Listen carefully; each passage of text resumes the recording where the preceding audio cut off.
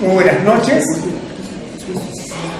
Cuando queremos hablar de economía, necesariamente tenemos que tener conceptos de economía, nos guste o no nos guste. Obviamente que la apreciación de un antropólogo va a ser totalmente distinto a la de un arqueólogo, a la de un historiador, etcétera, etcétera. Entonces, obviamente nosotros que estamos regidos al mundo del turismo, vamos a tener visiones que se van a adecuar para nuestro quehacer cotidiano.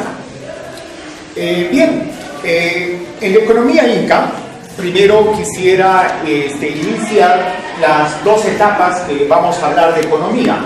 La primera parte sería cuando no existe la moneda, ¿no? Que sería el caso de los incas, y posteriormente, que no lo vamos a tocar obviamente, cuando ya aparece la moneda, ¿no? Quisiera por favor el primer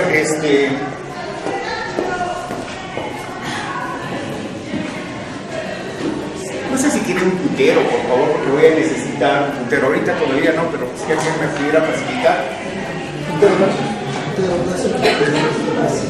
Bueno, los primeros conceptos, obviamente, de economía se van a dar en Grecia, lo tenemos totalmente claro, ¿no? En el caso de Platón, en los diálogos, o sea, él específicamente habla de la división del trabajo, ¿no? Entonces, que la economía era la división del trabajo. En el caso de Aristóteles, habla de la práctica del comercio, en el cual sería con amplia libertad, ¿no? Entonces, son conceptos básicos, ¿no? En el caso de Cicerón, dice que es el orden natural de las cosas. Un ejemplo, ¿no? Todos los días amanece, cada 28 días aparece la luna, ¿no? Entonces, son conceptos, ¿no? Que estamos hablando cotidianos, que nosotros debemos entender, ¿no? Entonces, como va a haber conceptos, creo que ya ha habido muchos conceptos, entonces vamos a pasar directamente a Petit. Por favor, el siguiente. Cuando hablamos de Petit, él hace este cuadrito, este bosquejo súper interesante, empezando del trabajo, ¿no? Entonces, el hombre, por necesidad, vamos a tener la necesidad de la familia, que comer, de qué vivir, ¿no? Estamos hablando todavía de los estados tribales, de qué vamos a vivir, de qué vamos a comer. Entonces, obviamente, y ahí vamos a empezar con el trabajo, luego vamos a empezar con la actividad productiva, ¿no? Y posteriormente con producción y productividad. En ese punto quiero quedarme un poquito quieto, porque producción es totalmente distinto a productividad. O sea, hoy día produzco papas, pero no sé cuánto de papa me va a salir, ¿no es cierto? Entonces ya eso va a tener sus variables en relación al clima, en relación al lugar donde yo me encuentro, etcétera, etcétera, ¿no es cierto? Y la productividad ya va a ser el resultado del bienestar que te va a generar lo que acabas de producir, ¿no? Y posteriormente, eso que se beneficia la población para que nuevamente empecemos con ese círculo vicioso, ¿no? Entonces, con esto estaríamos hablando, el siguiente recuadro, por favor, estaríamos hablando de dos etapas. La primera dimensión, que sería en el año de 10.000 años antes de Cristo, donde la gente vivía en un estado tribal, como les decía. En este caso, este tema no lo vamos a tocar porque en realidad estaríamos hablando ya de la cultura inca definitivamente, ¿no? Vamos a llegar a la segunda dimensión, los incas, ¿no? Entonces, cuando hablamos de los incas, tenemos que hablar de la economía política inca, la economía inca, la ciencia histórica inca, que eso se lo vamos a dejar obviamente para los antropólogos, ¿no? En la parte de la ciencia histórica inca. En la economía política inca, primero necesitamos el crecimiento y el desarrollo, ¿no? Para generar un buen crecimiento necesitamos generar un consumo, ¿no? Pero para este consumo vamos a tener muchas variables, ¿no? De acuerdo al lugar donde yo me encuentre, ¿no? Si vivo en la costa voy a tener una variable totalmente distinta a que yo vivo en la sierra, ¿no? Entonces, después vamos a tener la inversión de gasto, y esa inversión se va a dividir en dos, lo que es la privada y lo que es la estatal. O sea, la privada, estoy utilizando términos muy modernos para no confundirnos, ¿no? Entonces, en este caso, la privada sería el pueblo inca y la estatal, o sea, la parte gobernante, ¿no? Entonces, en la tecnología, luego, la inversión del capital y el empleo. O sea, esos van a ser los conceptos o los parámetros en los cuales los incas van a manejar estos conceptos. Entonces, los incas, si retornamos por favor al anterior, retornar, acá. El Santaya Inca tenía un co-gobernante, eso ya lo tenemos muy claro, creo, ¿no es cierto? Después tenemos los gobernantes de los suyos, el amo suyo, ¿no? Discúlpenme por favor si cometo errores lingüísticos con el quechua, porque penosamente no soy muy bueno en este tema, pero ya ustedes me van a comprender claramente de lo que estoy hablando. Entonces, los amos suyos también tenían 3 gobernantes.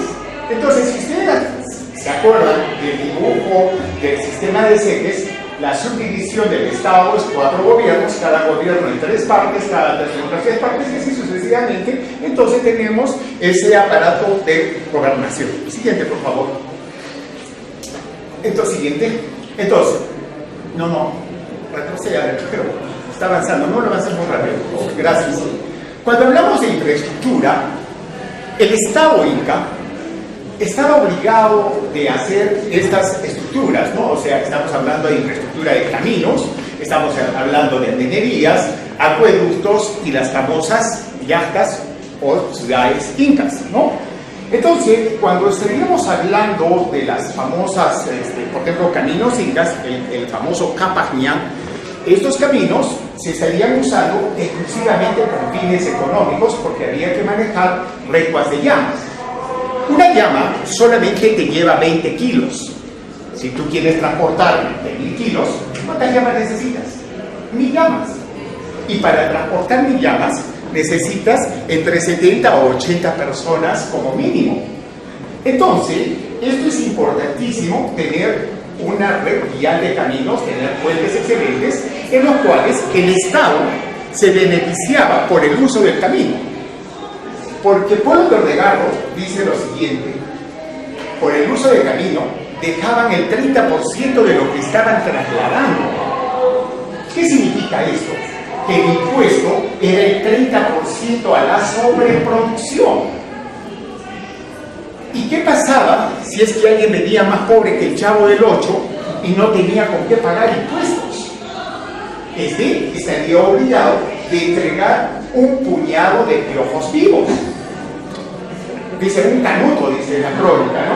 Pero no estamos hablando que el quechua lo tenemos que entender al pie de la letra, sino que el quechua lo tenemos que entender a través de la metáfora. Recuerden que un puñado de piojos vivos estaría relacionado directamente a que nadie podía pasar sucio a un tambo. Recuerden lo que dice la crónica de Juan de Betanzos. Dice que cuando el Inca Pachacutic ingresaba a los bares disfrazado de anciano y mendigo, un día a una mujer le atiende con las manos sucias, ¿no? ¿Y qué es lo que sucede? Le da tanto asco y al día siguiente ordena que ningún hombre o mujer debería caminar sucio dentro de la ciudad. Si es que alguien caminara sucio, iría a la plaza pública mostrando sus vergüenzas, llevando un cuenco en la mano, y el resultado de este baño se lo tendría que ver. Recuerden que nuestros amiguitos europeos, cuando llegan acá a América del Sur, esta gente no se bañaba, era totalmente sucia, e incluso el baño lo relacionaban directamente con el bautizo. O sea, era la sacralidad. Por eso que hasta el día de hoy Siempre hablamos en Tamomachay, por ejemplo, que era la fuente de la que venía a bañarse, etcétera, etcétera, ¿no? Pero en realidad nadie podía pasar sucio. Entonces, ¿para qué? Para dirigirse al tambo y generar su comercio. Entonces, el trueque se hacía cada 10 días. Recuerden que el calendario inca era un calendario de semanas de 10 días, donde el mes tenía 30 días, haciendo los 360 días, teniendo 5 días vacíos, esperando la constelación de las Pleiades.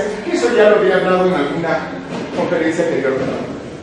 Entonces, vamos a decir que la persona que pagaba impuestos tenía beneficios. Si era muchachito, ¿qué le entregaba? Una muchachita. Y si era muchachita, un chiquito, ¿no es cierto? Y se quedó viejo ratón.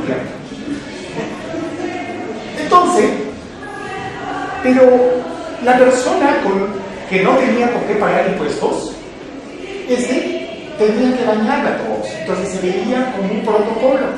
Y ese protocolo lo ve como un no agua. ¿No? Entonces, los caminos incas eran importantísimos para una recaudación de impuestos. ¿No? Luego tendríamos los andenes. El Perú cuenta con 1.400.000 hectáreas de terrenos cultivables. De ese 1.400.000 hectáreas, el 40% son andenes o terrazas. Esta tecnología de las terrazas no es exclusivo de los incas. Ya los Wari ya estaban haciendo trabajos de estas terrazas, y estas terrazas van a variar de acuerdo a la topografía. Lo primero que hacían antes de construir una terraza no era calcular el manejo de tierras. Lo primero que hacían era observar el comportamiento de los vientos. Los vientos alisios en el día soplan de arriba hacia abajo y en la noche es en sentido opuesto, de arriba hacia abajo. Si nosotros orientáramos la terraza en dirección norte o sur, generaríamos los friajes o las heladas, y de nada serviría que hayamos construido una terraza porque seca el sentido. Cuando la terraza está dirigida a un espacio un bosque nuboso, como por ejemplo Machu Picchu, va a ser tierra con humus, cascajo, eso ya lo saben, hasta por demás, y la piedra. ¿Para qué? Para permitir un excelente sistema de drenaje. Pero ¿qué pasa cuando no hay agua? Cuando solamente tenemos el periodo pluvial. Entonces, ¿qué se va a hacer? Tierra con humus, corteza de arcilla. La arcilla con el propósito de ¿qué? De que el agua no baje inmediatamente, sino contenga el agua. Y luego va a entrar obviamente el cascajo con las piedras. Para la recuperación del agua, terraza tras terraza. Pero ¿qué pasa si la terraza es en un estado pleistocénico? O sea, en un piso pleistocénico. Sabemos que en los pisos pleistocénicos tenemos cal, ¿no? Entonces, si se acumulara la cal en la terraza, simple y llanamente se quemaría la terraza. Entonces, para eso van a colocar carbón.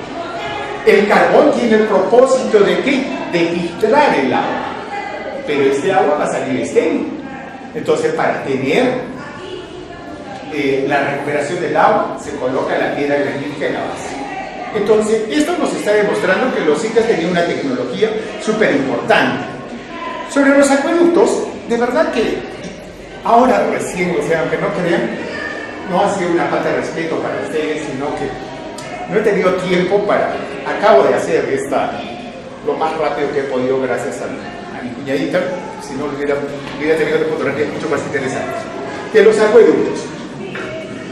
También los acueductos no pertenecen a la exclusividad de los incas. Sabemos que los Nazca ya estaban trabajando acueductos, sabían que los Wari también estaban trabajando los famosos acueductos. Cuando tenemos un canal a tajo abierto, vamos a tener siempre pérdida de agua, ¿no? Siempre. Pero los incas van a usar la tecnología del kenkoken, o sea, del zigzag. El Kenko Kenko viene a ser el manejo de las fuerzas centrífugas y las fuerzas centrípedas. ¿Se han dado cuenta cuando ustedes van a Tipón, el agua baja y golpea inmediatamente hacia los costados y el golpe es exactamente en el medio de la piedra? O sea, cuando va en la forma centrífuga, ¿no es cierto? Y cuando va en la parte centrípeda, se da exactamente a la unión de piedra con piedra. Entonces, esa técnica de usar fuerzas centrífugas y centrípedas le permitía no perder agua. Entonces, esto significa que los incas tenían grandes ingenieros hidráulicos en los cuales tendrían esta tecnología. Ahora, las yactas. En nuestro oficio, muchas veces usamos siempre, recuerden muchachos que yo he estudiado medicina y antes de irme a estudiar medicina, acá en el Cusco todavía he estudiado contabilidad y he estudiado ingenierías eléctricas en la Nacional. Entonces tengo algún conocimiento de estos temitas, ¿no? O sea, de lo que es investigación, de lo que es ciencia. Entonces, yo me acuerdo que la Facultad de Medicina nos decía que si quieres averiguar algo, no pienses primero como lo que ya había pensado algo. ¿Por qué? Porque ya que está direccionado. Si ustedes quieren entender a la cultura inca, nos guste o no nos guste, la primera fuente son las crónicas, ¿no? Entonces, para mí, con todo el respeto que tienen todos los historiadores y todo esto, que son importantes cuando lo quieren tener masticado, pero siempre hay que empezar desde abajo, porque recuerden que el cronista, el historiador del siglo XV, utilizó al del XIV, el del XVI al del XV, y así sucesivamente se va convirtiendo en un teléfono malogrado. Cuando nosotros hablamos de las yactas, y la pregunta clásica, ¿por qué tan arriba la yacta?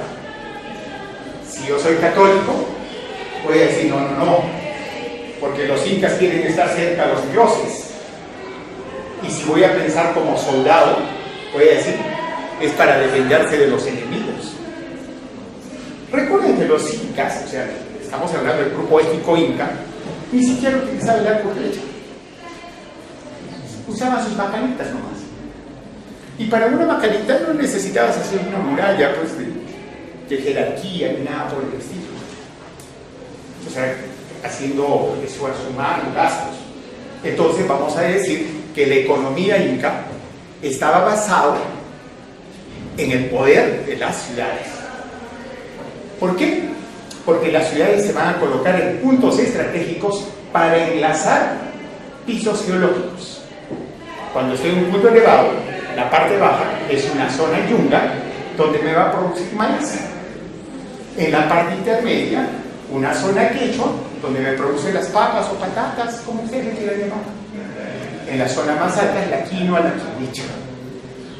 Entonces, la ciudad se construye en un lugar elevado para permitir el comercio, o sea, el famoso trueque. Y el trueque va a tener variables, ¿sí? Porque si a mí me va mal la economía, o sea, hoy ya no me ha ido muy bien en la campaña agrícola del maíz, por decirte, obviamente que voy a entregar menos maíz que al que le ha ido mejor en su campaña agrícola de papas. Entonces tiene que haber siempre un opuesto para hacer los trueques. Siguiente, por favor. Bueno, con eso voy a terminar con la tecnología. Inversión del capital. La inversión del capital se da para generar una productividad. Y esa productividad, o sea, va a ser la división de la tierra. Eso también ya lo tenemos muy claro, pero todos nosotros, la tierra del Ica, la tierra del Sol, la tierra del Curaca y de la comunidad. Siguiente, por favor. Esto, como les decía, esto lo hice muy rápidamente, todo este trabajito. Por ejemplo, el cuadrado vendría a ser el área de cultivo, ¿correcto? Entonces, el A le he puesto maíz. Nosotros necesitamos cultivar 100 kilos de maíz. Pero para cultivar 100 kilos de maíz voy a usar un área de 70 hectáreas, considerando que el cuadrado es 100, ¿no? Entonces solamente me quedaría disponible 30 hectáreas. Pero también necesito cultivar papas. También necesito 100 kilos para generar la reciprocidad que siempre solemos hablar. Entonces, ¿qué pasa en este espacio? También necesito 70 hectáreas y solamente tendría disponible 30 hectáreas. Entonces, si hago la intersección, tengo un déficit. Entonces, la productividad siempre va a ser variable. ¿Se dan cuenta o no? Siguiente, por favor. El capital humano. El capital humano lo vamos a dividir en dos, lo que es la élite, que serían los incas, y la parte baja, que es el pueblo, ¿no? Entonces, cuando hablamos de los varones van a estar relacionados directamente a la astronomía. Recuerden lo que dice Jan Pachacú de Saltamayo, que el Coricancha del Cusco era un recinto donde se aprende del tiempo. No dice en ningún momento que era un lugar de culto. Entonces, aprender del tiempo era única y exclusivamente para el astrónomo, en el cual era fundamental por el principio económico que tenían los incas, que era la agricultura, ¿no? Entonces, de ahí la importancia de saber en qué momento sembrar, en qué momento cosechar, etcétera, etcétera. Luego tendríamos la topografía, lo que antes estábamos refiriéndonos, ¿no? O sea, si tengo que conocer perfectamente la topografía para saber qué tipo de siembra voy a realizar. Igual va a suceder con la agronomía. Hoy en día, cuando hablamos de la economía, que está relacionado directamente a la agronomía, hablamos de las grandes variedades de papa, ¿no? Hablamos más de 4.000 variedades de papa, pero solamente tenemos 9 primogenias. Y muchos de nosotros pensamos que los incas agarraban el polen de una plantita a otra y estaban jugando así con el polen, ¿no? O que muchas veces también pensamos que los incas estaban cultivando en Pisac hoja de coca o en Moray hoja de coca. No funciona así, chicos, porque en realidad la productividad va a ser justamente por el conocimiento del agrónomo y de la topografía. O sea, tiene que ir en par. Nosotros, si sembramos papa blanca, ¿qué cosechamos? Pura papa blanca, ¿no? Y si sembramos papa white, vamos a cultivar papa white. Pero ¿dónde están todas esas variedades? Pues, si nosotros permitimos que la planta de la papa florece y permitimos que salga la semilla, esa semilla sí va a tener todo el banco genético. Porque recuerden que la papa todavía su origen es pleistocénico. O sea que este tubérculo ha tenido distintas etapas de cambios geológicos. O sea, ha pasado sequías, altas temperaturas. Entonces ahí está el banco genético, que obviamente los incas se dieron cuenta, en las cuales lo adaptaron a sus distintos pisos geológicos.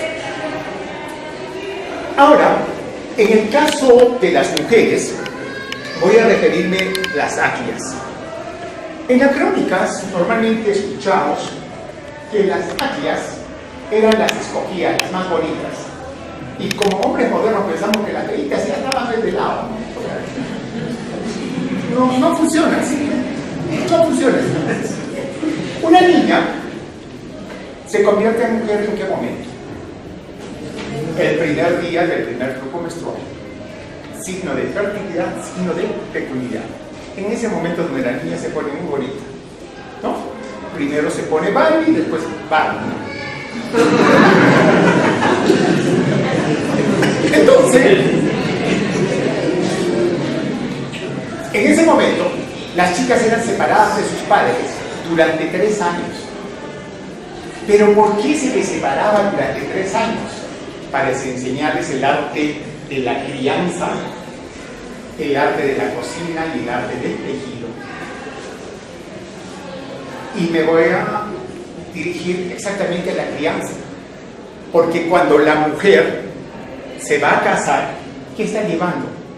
Está llevando la ideología política del Estado Inca a otro lugar.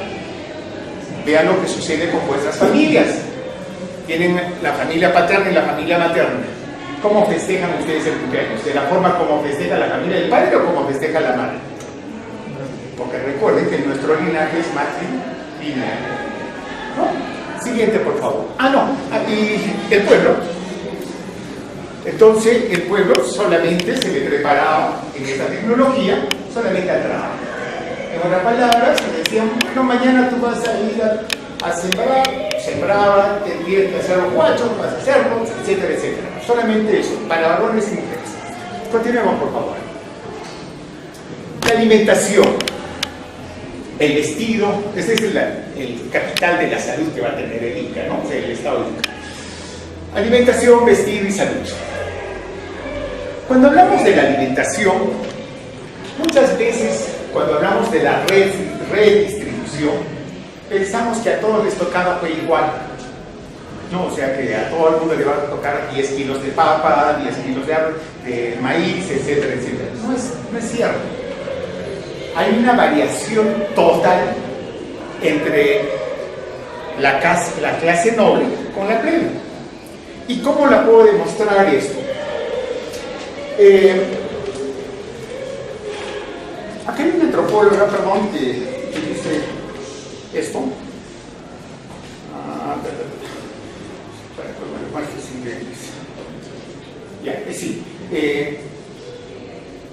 La señora Inés Barreto, que es antropóloga, ella hace 14 años de estudios de la estatura de los incas, o sea, del periodo inca. Y llega a la conclusión esta señorita que el promedio de la estatura del pueblo inca era de 1,58 m para los varones. O sea, casi nuestra estatura nomás. Y para las mujeres 1,48 m. Pero sin embargo, cuando se hace el promedio de altura en las cavernas de Lauricocha por Carrillo, gracias, 1,65 m y para las mujeres 1,62 m. O sea que en Lauricocha la gente era más grande. Y en la época inca, para el pueblo, más chaparritos. ¿Y eso qué significa? Como nosotros vamos a crecer de dos formas. Genéticamente tenemos una determinada estatura y alimentación. ¿Por qué nuestros hijos están creciendo un poquito más que nosotros? Porque están mejor alimentados. Entonces eso no significa que los incas vivían pues en gran abundancia económica, donde se la pasaban chévere comiendo, ¿no? O sea, no podían reclamar como reclamamos en los restaurantes. Oye, ¿por qué me has invitado a esto? No podían hacer eso. Sin embargo, para el elite vamos a tener una estatura un poco más elevada. En el caso de Cajamarca, si nosotros vemos la altura es 2,20 metros. Entonces, para llegar a 2,20 metros, tendría que ponerme en puntitas, ¿no es cierto? Entonces tendría que hacer este tamaño, ¿no? Entonces, eso significa que para la estatura promedio del Inca era un promedio de 1,75 metros, 1,80 metros, o sea, casi una persona impar. Entonces vamos a decir que la nobleza inca tenía mejor alimentación que la plebe, que el pueblo, ¿no? Siguiente, por favor.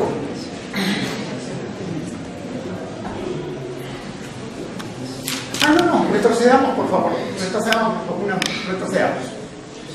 Estamos hablando de... No, adelante. No, siguiente, a la siguiente, por favor. Una sola seguida. Adelante, por favor. Estamos hablando del vestido. Muchas veces, cuando queremos hacer comparaciones económicas, siempre va a haber un valor, ¿no? Entonces, obviamente que para nosotros, para nuestra sobrevivencia, lo más importante es comer. Primero tienes que comer y después te vas a vestir. No puedes hacerlo al revés. Entonces, para que tú tengas mejor vestimenta, tienes que tener más poder económico. ¿Correcto? Por eso que los nobles incas se ponían pectorales de oro, ¿no? Utilizaban el mullo. El mullo también tiene otra connotación que eso podríamos hablarlo muy largamente, ¿no? Entonces va a usar la vicuña, ¿no? La élite inca solamente utiliza vicuña, ¿no? Entonces estaríamos hablando que la clase media va a usar la famosa alpaca y la clase pobre estaría usando prácticamente la llama o el algodón, ¿no? En cuanto a la salud, va a ser casi equitativa porque van a usar las mismas técnicas de salud. Pero hoy en día las personas que quieren reivindicar al mundo inca se ponen un chullito que es francés, su ponchito francés, su pantaloncito corto inglés, ese chalequito que se pone inglés. Lo único que muestran en la National Geographic que es único del pueblo andino es la hojita de coca que lleva en la boca, que es el pobre chamán. Entonces al chamán lo vemos de la siguiente manera: agarra y hay que sacarle el demonio con flores, hay que pasarle el cuy, el huevo, y terminan escrutándole el alcohol. Sí, lo tienen clarito ustedes, ¿no es cierto? Pero les comento que eso no es inca, pues. Si se dan cuenta, los mayas también hacen exactamente lo mismo. ¿Saben qué? Eso es afro. Recuerden que los españoles vienen con mucha gente africana en calidad de esclavo. Y esa gente influye en el mundo inca, con el mundo andino. Entonces por eso que se va a generar un sincretismo. ¿Y cómo era la salud pues inca? Agarraban una plumita de cóndor y le pasaban por el cuerpo desnudo, como dicen los argentinos, en pelotas, como dicen los mexicanos, en cuerpo totalmente desnudo, y como decimos en Perú, caladito, pues. Y agarraban y le pasaban la plumita del cóndor. ¿Pero por qué la pluma del cóndor? Si tú te golpeas en cualquier lugar, ¿qué pasa? Tienes que frotarlo, ¿por qué? Porque hay que disipar la energía calorífica. Cualquier infección que nosotros tengamos es concentración de energía calorífica. Y por ende, si tú pasas la pluma del cóndor por un punto afectado, la pluma va a hacer un movimiento medio extraño. Entonces, el curandero está focalizando la dolencia. Murúa lo que dice: el sacrificio más común que hacen estos indios es agarrar 3 hojas de coco y lo botan a la montaña. Hasta ahora hacemos esto. No estamos diciendo, bueno, no, porque estamos usando el anillo sacro, sagrado, oficio, el hacer sagrado. Los incas, en realidad, no veneraban a la montaña física, sino veneraban al antepasado que se enterraba en la montaña, porque este me protege espiritualmente. Mientras al muerto rico se le va a mantener como si estuviera vivo, porque este me va a proteger material y espiritualmente. Entonces, el curandero andino tenía una medicina mucho más moderna que la que nosotros tenemos hoy en día, porque lo primero que hacía era sanar el espíritu y el brebaje el cuerpo. Me están dando el tiempo muy corto, entonces es muy importante en economía la salud. Siguiente, por favor. En conclusión, ¿qué era la economía inca? ¿Era monárquico, era capitalista o era socialista? Les voy a decir que son los tres. Como decía el antropólogo que me precedió, porque fue único, porque la sucesión del poder en el estado inca era matrilineal, por lo tanto es monárquico. Capitalista, ¿por qué? Porque los incas industrializan la cerámica, la textilería, la metalurgia, en la cual le permitió tener un poder económico mucho más sólido. Un ejemplo, si yo, ¿en cuánto tiempo podría hacer un vaso de cerámica? Una semana. Al agricultor, ¿cuánto tiempo le demora sacar su producto, 6 meses como mínimo. Entonces, al intercambio económico, obviamente que la industria gana. Y esta economía capitalista era de libre mercado, porque era de acuerdo a la productividad. Porque si a mí voy a generar un cultivo de papa mayor como lo que está sucediendo ahorita, ¿qué pasa con la papa? Baja de precio, pues al momento de hacer el intercambio. ¿Se dan cuenta o no? Totalmente liberal el intercambio económico. Y socialista, lo que a todos nos gusta, el proceso de reciprocidad a través del año, ¿no? Que nosotros lo conocemos muy claramente. Siguiente, por favor. Bueno, gracias, señores.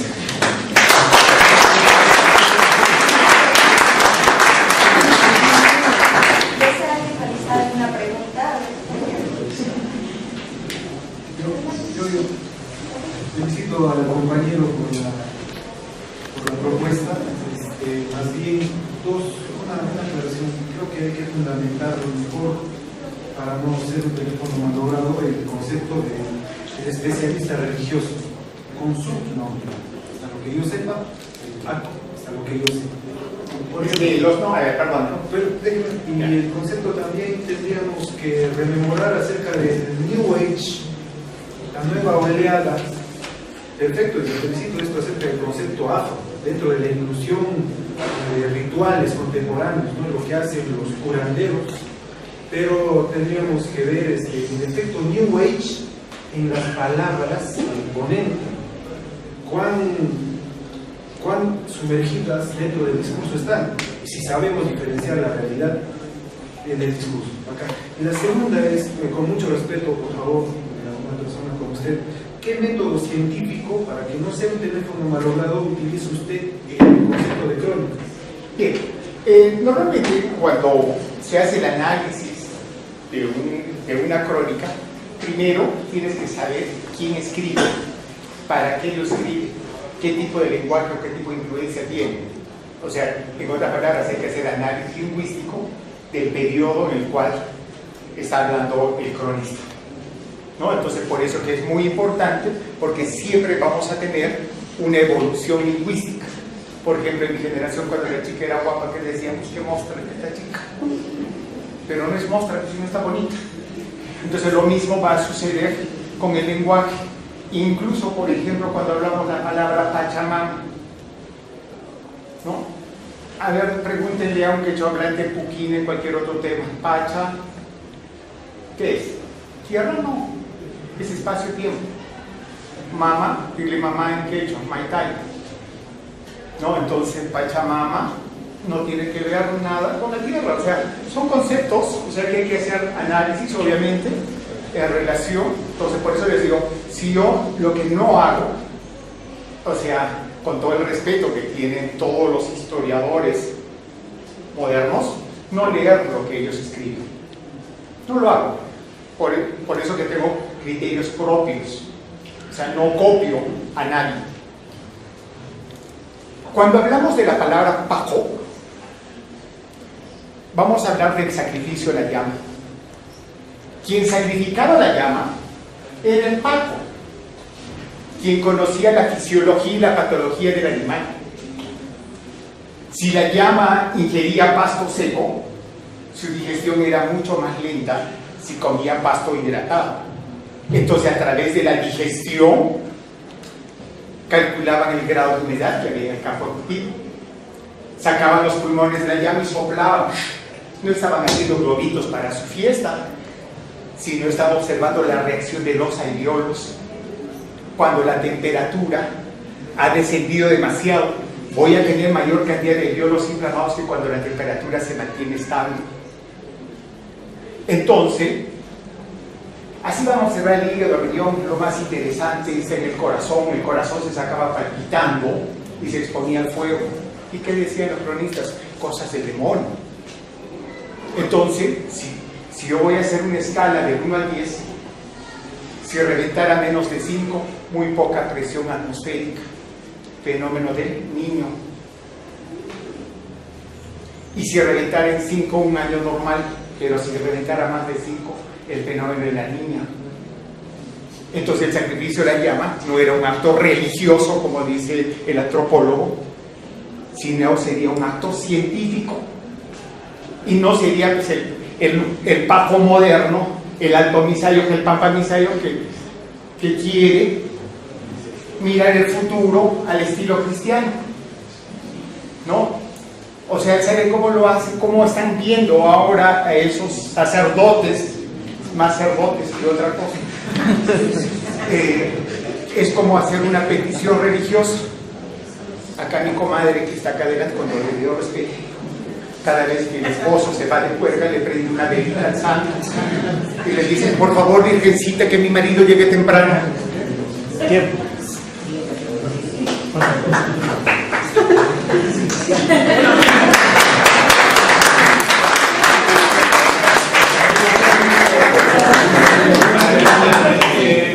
Me gustaría saber qué rol tenían las mujeres en esta sociedad de nuestra economía, si la sociedad era machista o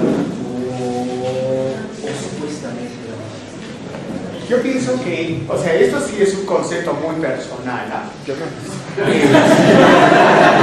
pienso que la sociedad inca, en realidad, si bien es cierto que el linaje era matrilineal, pero las mujeres cumplían un rol súper importante en las decisiones políticas, que incluso en esta historia sí se maneja hasta el día de hoy. Mi madre era profesora en Acomayo y en las comunidades campesinas solamente participan varones. Yo estoy hablando todavía de los años 70 cuando era criatura, ¿no?